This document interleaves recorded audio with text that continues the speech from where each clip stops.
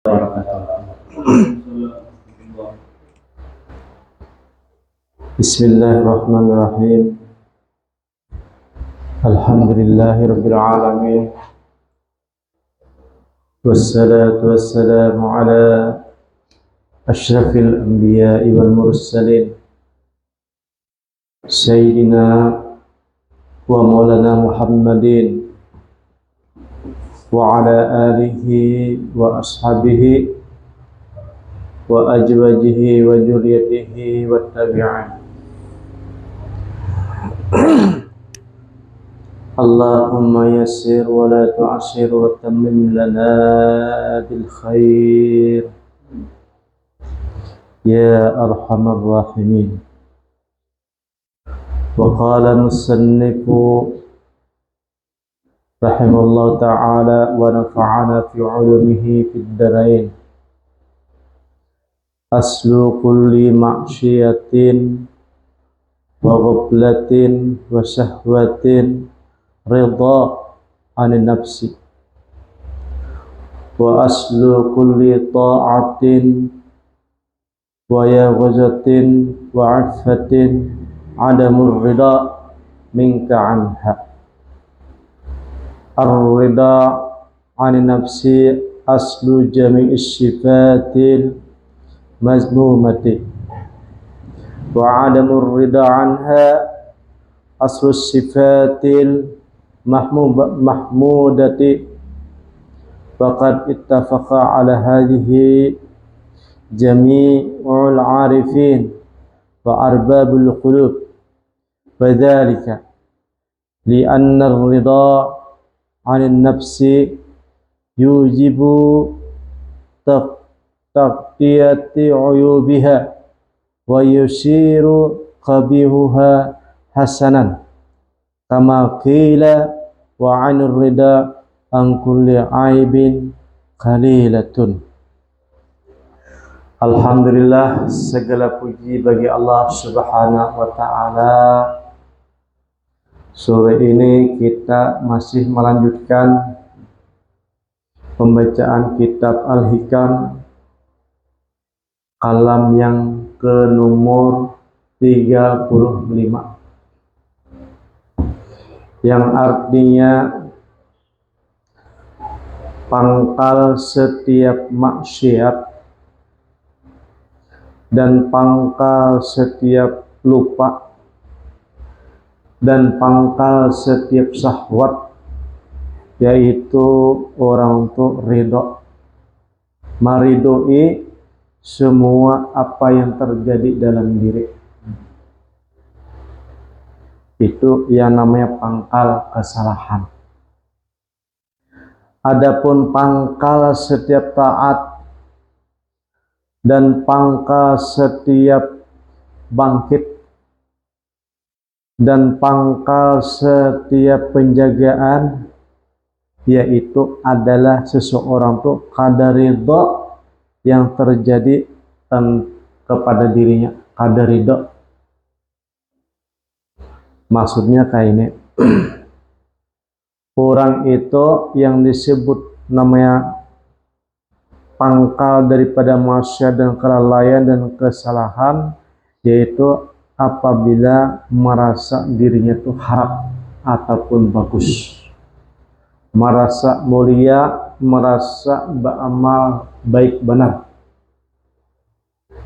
Nah, pokoknya bagus tuh bang. Apa-apa diri itu kadeda merasa kurang, merasa diri itu kada kurang sempurna aja, terus merasa bagus. Dan apabila seseorang tersebut di hatinya ada perasaan sempurna, merasa perasaan bagus, itu adalah pangkal ataupun aslinya, ataupun ibarat pohonnya daripada setiap kesalahan, kemaksiatan, dan setiap syahwat. Adapun pulang sebaliknya bagi orang yang merasa dirinya kada baik walaupun berbuat baik, tetapi merasa kada baik walaupun nampak non zahirnya baik, itu jahidin pangkal daripada ketaatan. Jadi walaupun kita berbaik-baik beramal, sudah baik nih beramal, begawi, sudah baik kita bersolat, sudah baik kita belajar ataupun menuntut ilmu, tetapi masih merasa kada sempurna, masih merasa kurang, masih merasa belum cukup. Apabila perasaan itu ada di dalam hati kita, itulah namanya adalah pohonnya ataupun pangkalnya orang tersebut ketaatan. Makanya ada ulama mengatakan, apabila orang tuh berbuat baik, beramal soleh, tapi perasaan dirinya beramal soleh itu maksiat. Tetapi ada juga orang ini ibaratnya berbuat salah ataupun kemaksiatan, tetapi ketika dia ingat merasa dirinya salah, itulah ketaatan. Ketaatan loh. Jadi kalau misalnya ada orang beramal, beribadah, menuntut ilmu, itu diharuskan kita tuh merasa kurang terus. Walaupun sudah baik nih beramal, sudah baik dah kelihatan oleh mata kita seorang nih baik, tetapi hati ini pasti harus merasa jangan merasa baik, merasa kurang terus, makanya berdoa kepada Allah Ta'ala, meminta terus kepada Allah Ta'ala. Kayak Nabi Muhammad SAW, orang yang sudah maksum, tetapi beliau selalu beristighfar kepada Allah Subhanahu wa Ta'ala. Paling sedikit jahidin aku beristighfar kepada Allah Subhanahu wa Ta'ala yaitu 100 kali.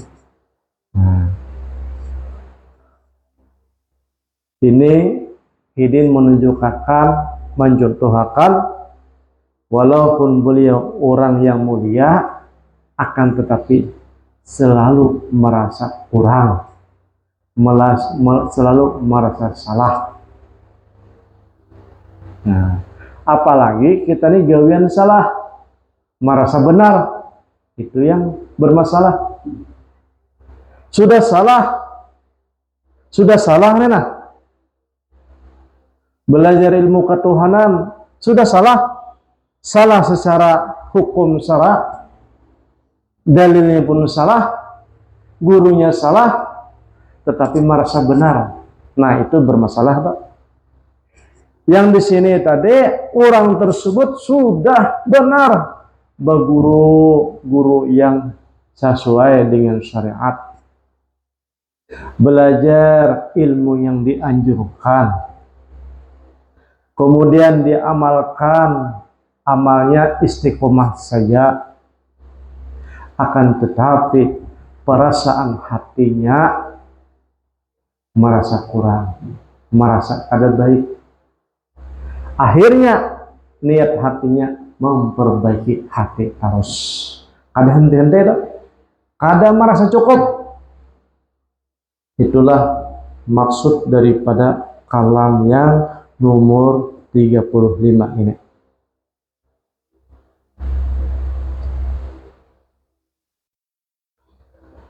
Ridho ataupun suka haja anin nafsi kepada diri seorang itu adalah pokok semua daripada sifat-sifat yang buruk. Itu pokoknya tak. Apabila merasa sudah baik saja dalam hati seorang nih, kadang mau diprotes, kadang mau disalahkan, itu berarti orang tuh sudah mendapatkan pohonnya salah tak.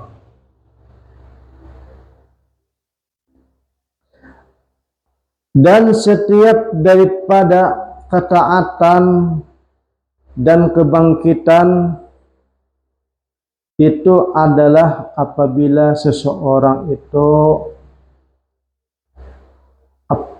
tidak ridho dengan dirinya, itulah yang disebut sifat yang mulia.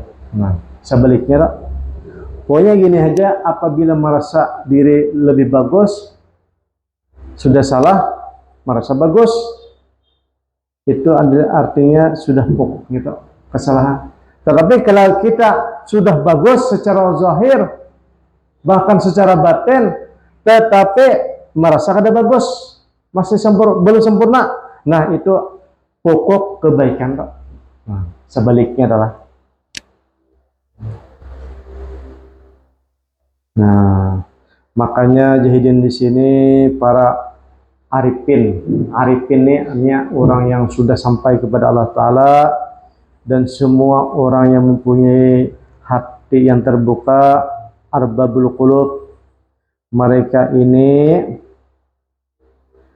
mewajibkan, yaitu jangan sampai seseorang tuh merasa harap di hati, merasa hebat di hati, merasa bagus di hati.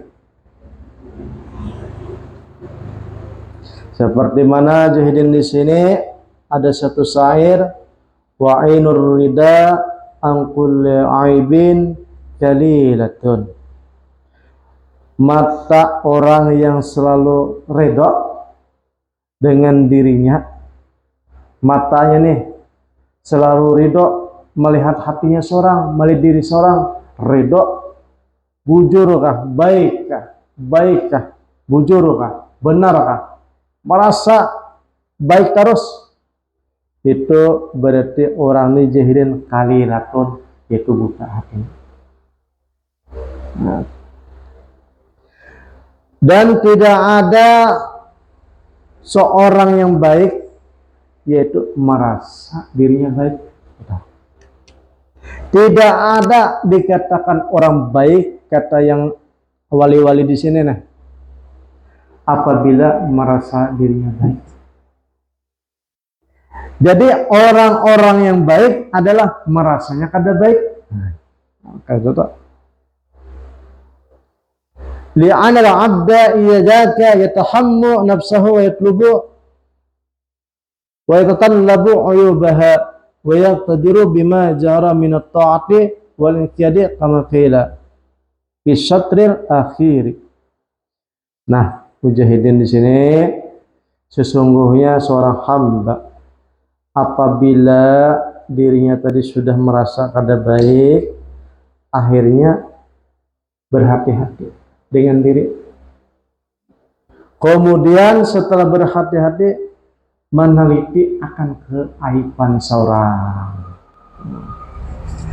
Karena kalau orang tersebut kada meneliti akan keburukan seorang, merasa baik, berarti aibnya tertutupi tak?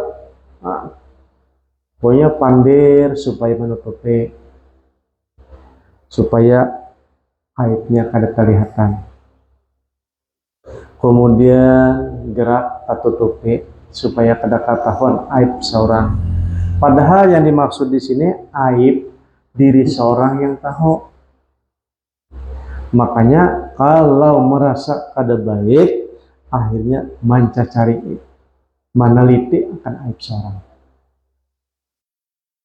Walaupun jahidin nampak secara zahirnya kita ini taat sudah, tetap merasa jangan baik.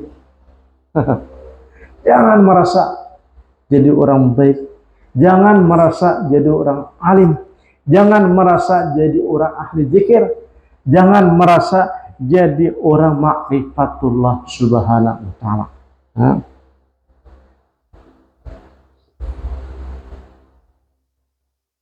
Kama ainur sakhti tubudi al-musawiyya faman radiya anabsi ihtasana halaha wa sakana ilaiha. Nah, dalam syair nih, sesungguhnya mata orang yang pemarah itu menjelaskan perkara yang kada baik. Nah, dan barang siapa yang suka akan dirinya yang sifat tadi, ihtasana halaha, dan dia merasa baik dengan kelakuannya nih, wasakana ilahi, maka tanang-tanang aja. Sudah kada baik nih kelakuan, sudah kada baik sifat, akan tetapi dicari dalil-dalilnya supaya membaikkan. Aku ini bagus aja, sesuai aja, sudah aja. Padahal orangnya marah, mabuk, perajuan, sedikit-sedikit emosi.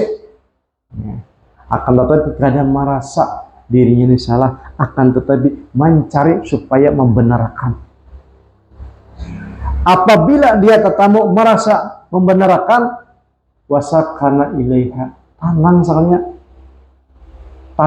Tanang tadi karena terasa bujur, merasa bagus. Nah, inilah orang seperti ini, ujar kitab ini adalah orang tersebut pangkal ataupun pohon kesalahan sekalinya. Nah,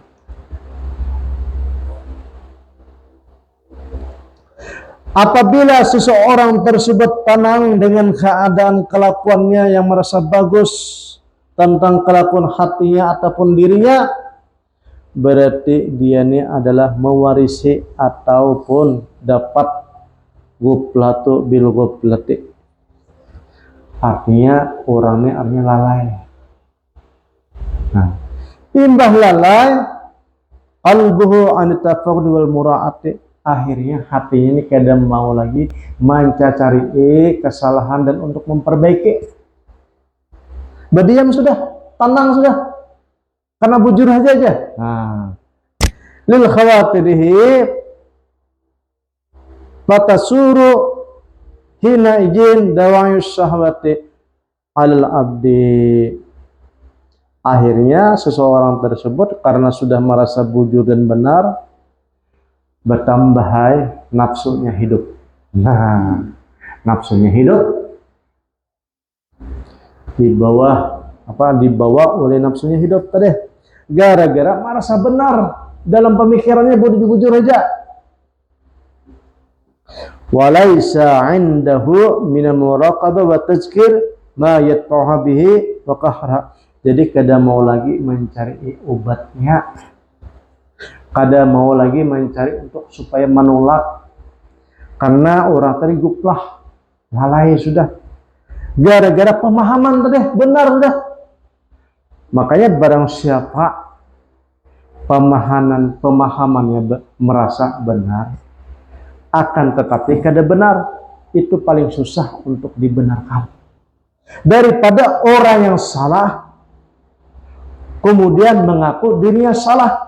Itu lebih cepat dapat hidayahnya daripada orang yang salah merasa benar.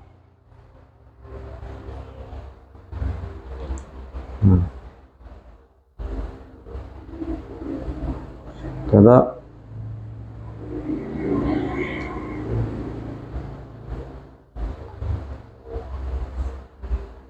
akhirnya orang tersebut gara-gara hidup syahwatnya, hidup merasa benarnya, waqa'a fil ma'asi, maka orang tersebut hidup dalam keadaan maksiat terus. Walaupun beribadah, sembahyang 5 waktu ibadah, walaupun puasa Senin Kamis, walaupun orang tolabul ilmi, mencari ilmu terus, tetapi merasa benar hatinya, ada merasa kurang, inilah disebut dia terjatuh dalam maksiat. Ini maksiat hati lah.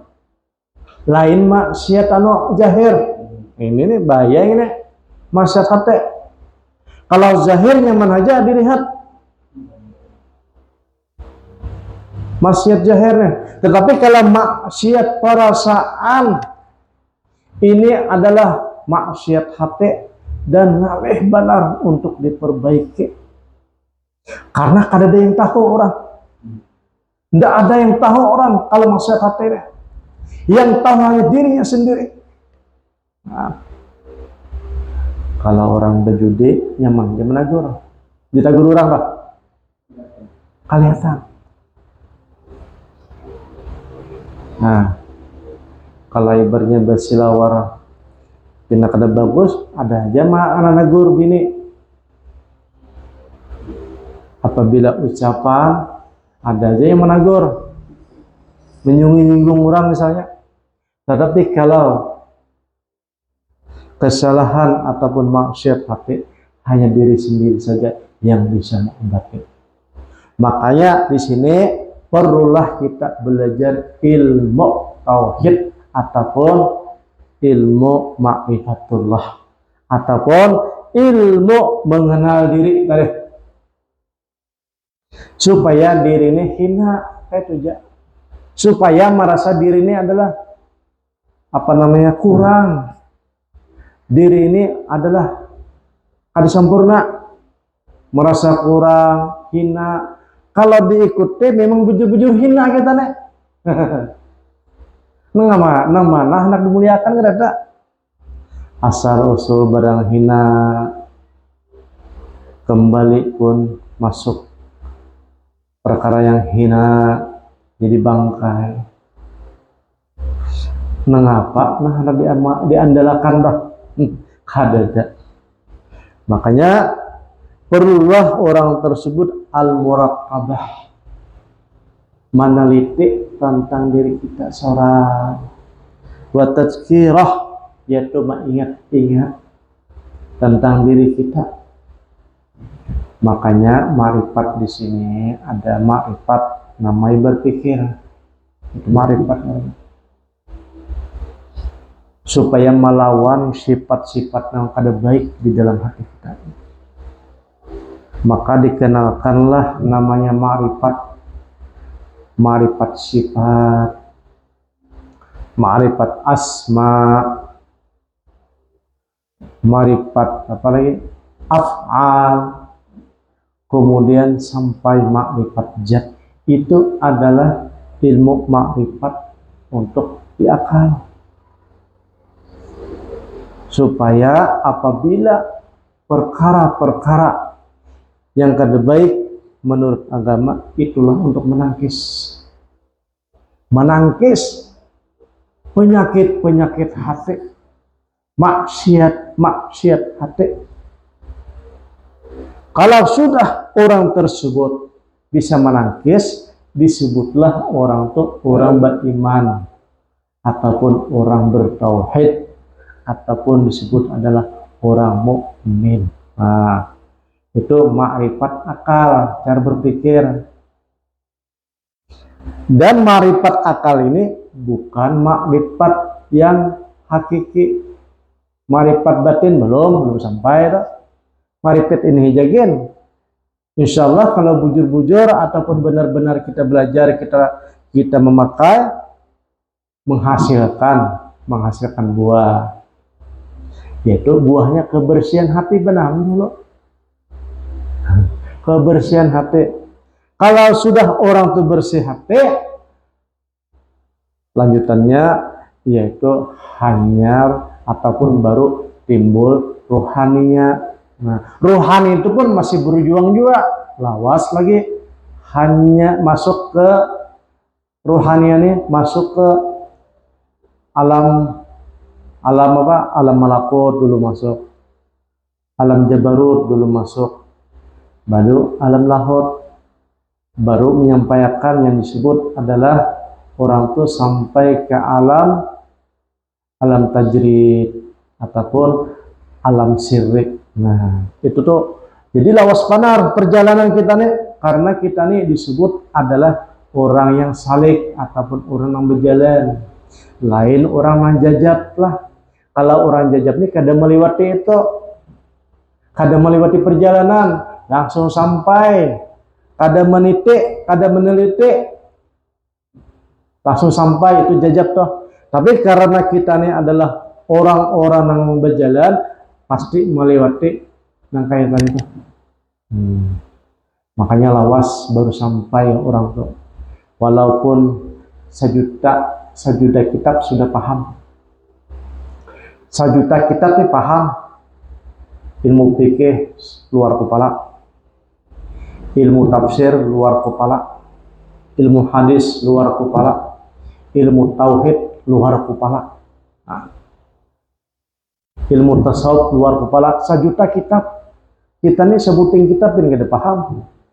Nah, sejuta kitab tuh nah.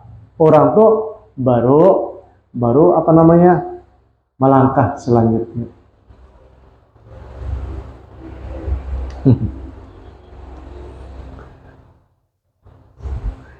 Nah, sifat hati ini pun kita kada lulus.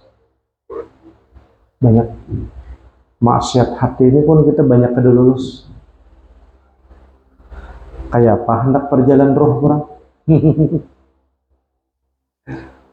Melepaskan nafsu ini lah kada lulus itu. Makanya para alim ulama terdahulu banyak mendatangi orang-orang yang jajak untuk belajar. Karena apa? Karena beliau terlalu jauh kalau meniti kitab. Akhirnya mereka mendatangi guru-guru yang jajak, mendatangi. Contohnya dalam kitab Ihya Ulumuddin, Imam Malik pernah alim benar orangnya. Alim benar orangnya. Mendatangi mantan penjahat preman, namanya adalah Ma'ruf Al-Qarhi. Mendatangi berguru sendiri ke situ. Berguru. Maka para murid ataupun orang-orang alim di sekitar Madinah mengatakan, mengecilkan beliau, "Hai Syekh, hai Tuan, sampean ini adalah ulama besar. Luar biasa keilmu sampean. Sampean ini luar biasa, kenapa mendatangi mantan preman, mantan penjahat, ahli maksiat, yaitu Syekh Al-Ma'ruf Al-Qarhi?" Ujar beliau, menjawabnya kayak meja, kalau ilmu yang aku dapat nih ilmu dari guru-guru. Dari guru-guru. Nah, ilmu yang aku dapat nih aku berguru, dan guruku tuh berguru dengan guru. Jauh benar kepada Rasulullah atau apalagi kepada Allah Ta'ala. Tahulah sampean, Ma'ruf Al-Qarhi itu langsung dapatnya dari Tuhan. Langsung. Karena jajab siden. Kada ada perantara. Akhirnya bubuhannya menyadari bahwa ilmu batin ataupun ilmu jajab perlu dicari lewat orang yang jajab juga. Ilmu laduni hanya dapat bagi orang-orang yang jajab. Kalau orang lewat kitabnya adalah itu sudah banyak tingkatannya.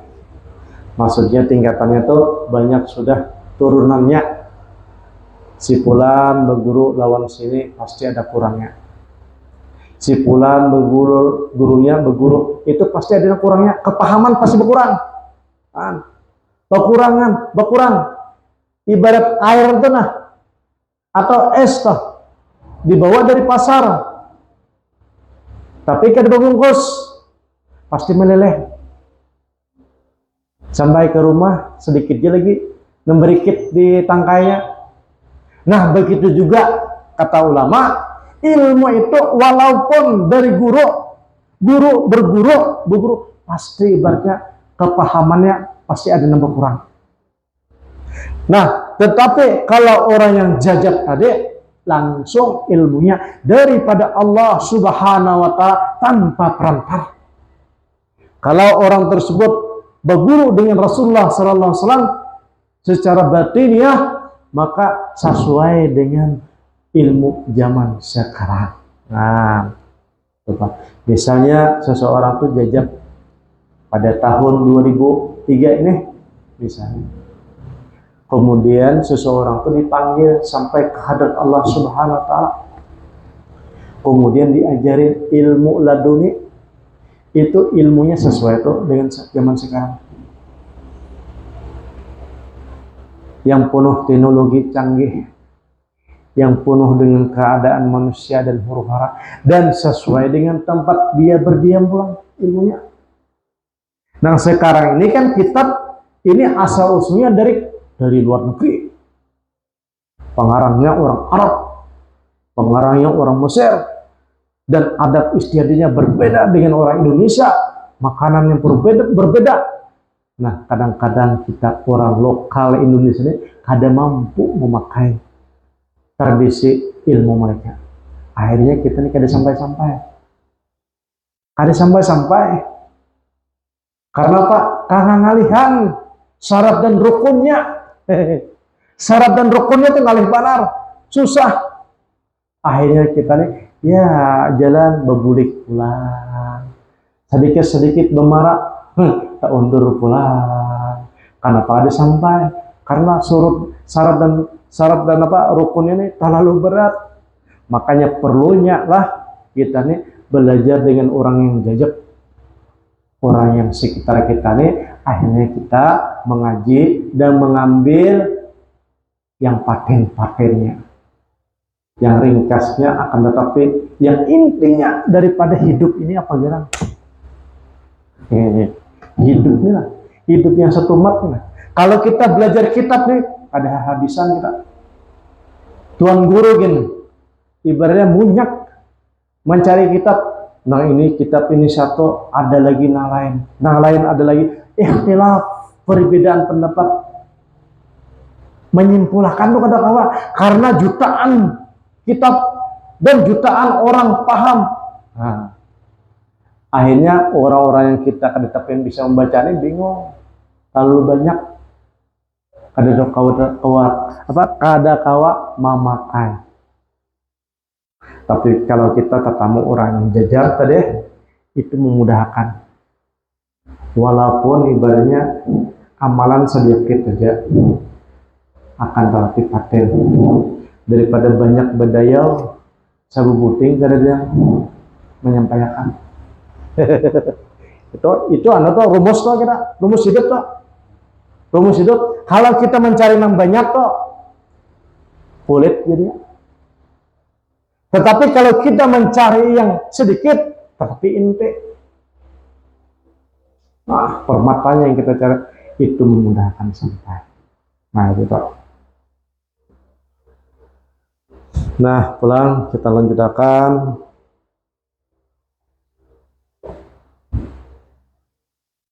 Barang siapa pulanglah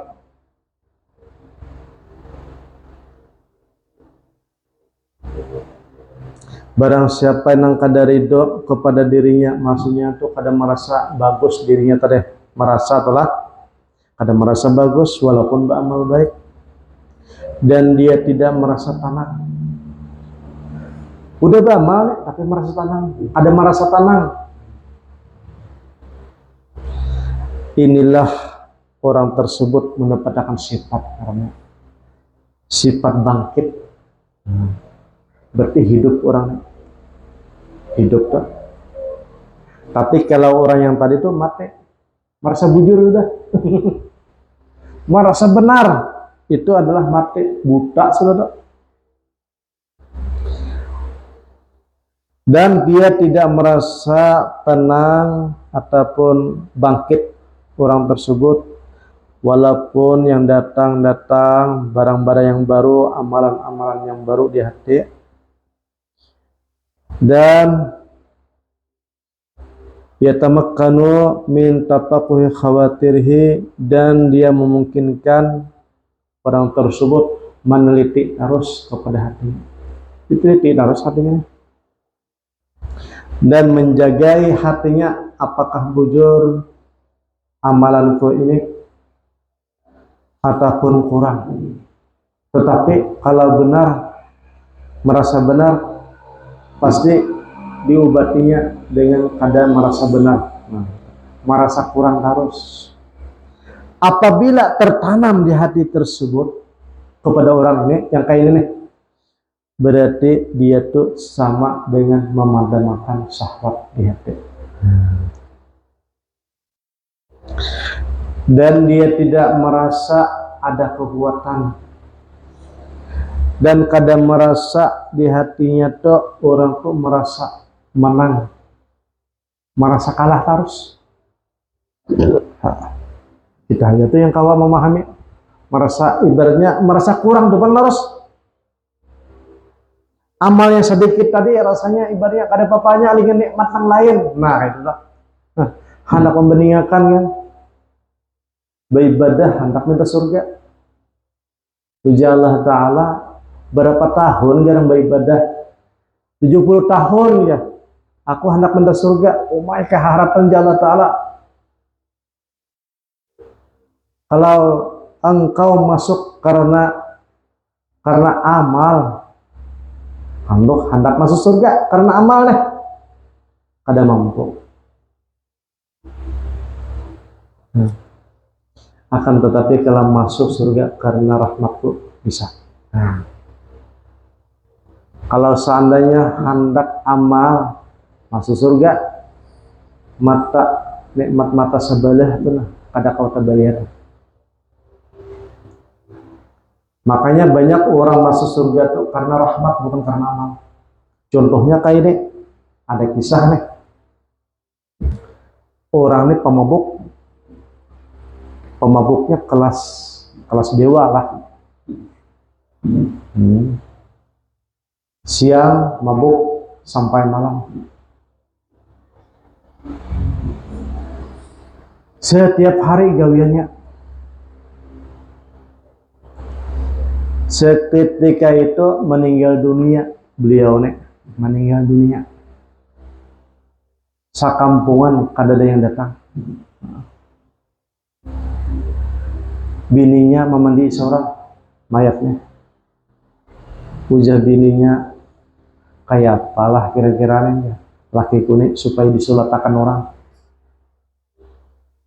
Nama mahurung itu kada ada yang datang takziah, tidak ada. Karena kawannya pemabuk seberdaan. Setelah itu bininya nih nyuruh orang upahan nih, diupah ulang untuk dibawa ke musola. Mudah-mudahan di musola nanti dilanggar ada yang menyolatkan. Soalnya kada ada juga yang menyolatkan. Ujar bininya, ayo sudah, kita bawa ke kuburannya sudah.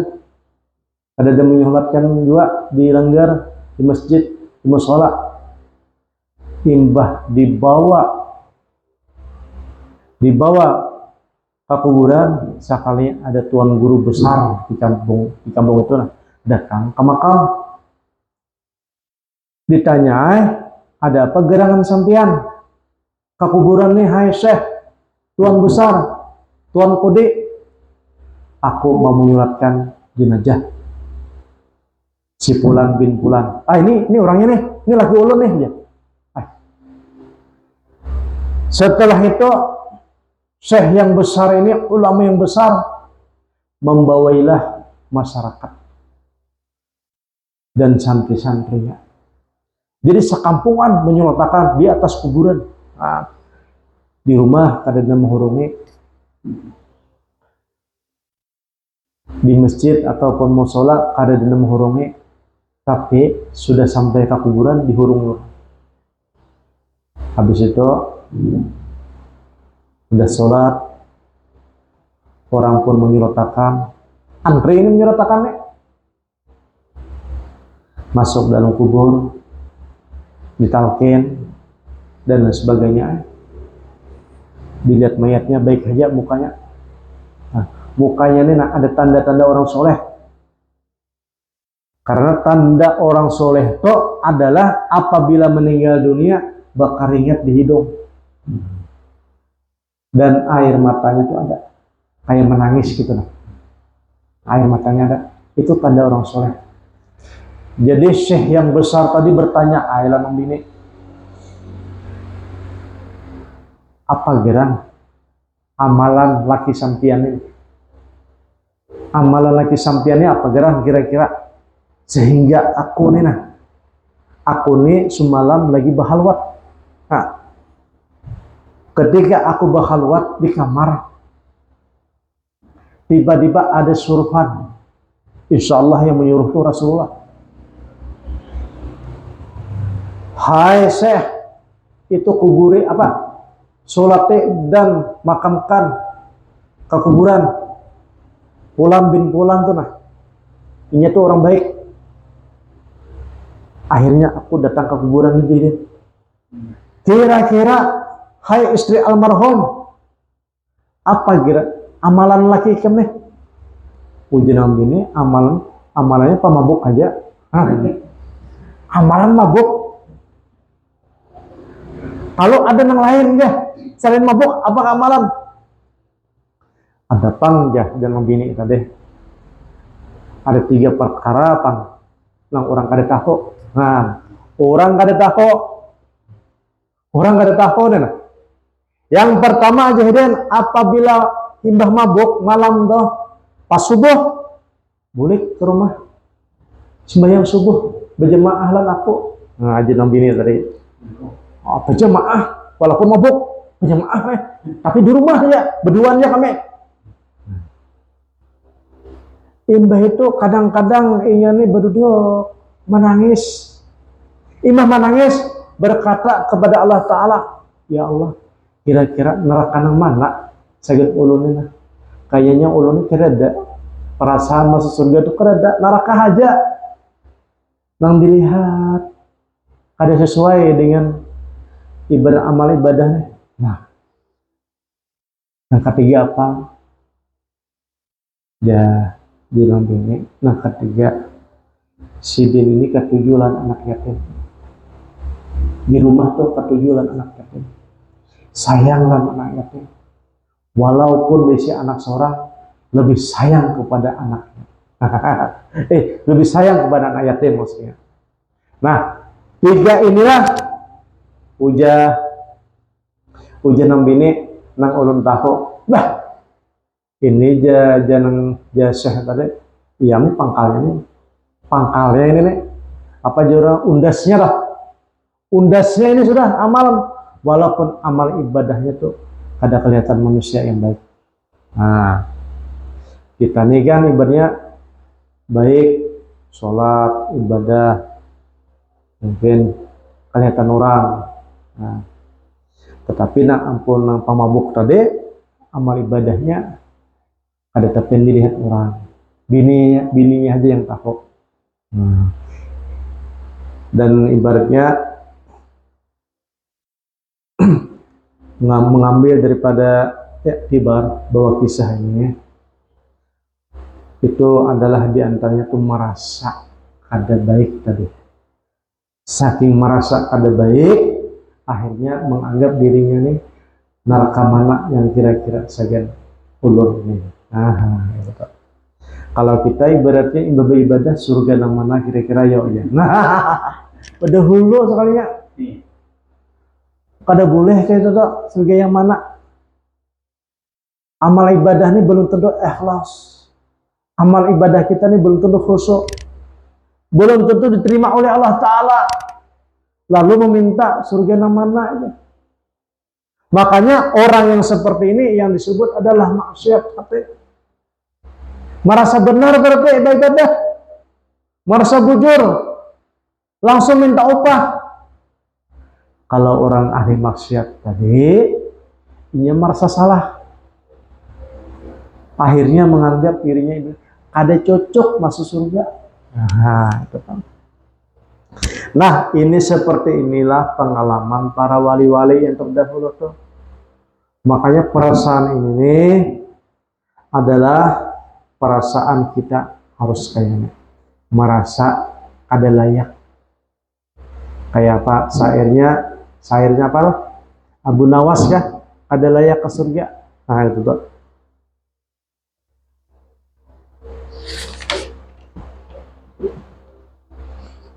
Ya mudah-mudahan paham ya kalau besok kita sambung lagi misalnya. Lagi gimitan aja kita nih. Nah mudah-mudahan daripada kisah ini ibaratnya yang kita kisahkan ini, yang kita bacakan ini, kita mendapatkan hidayah kepahaman di sisi Allah Subhanahu wa taala. Al-Fatihah.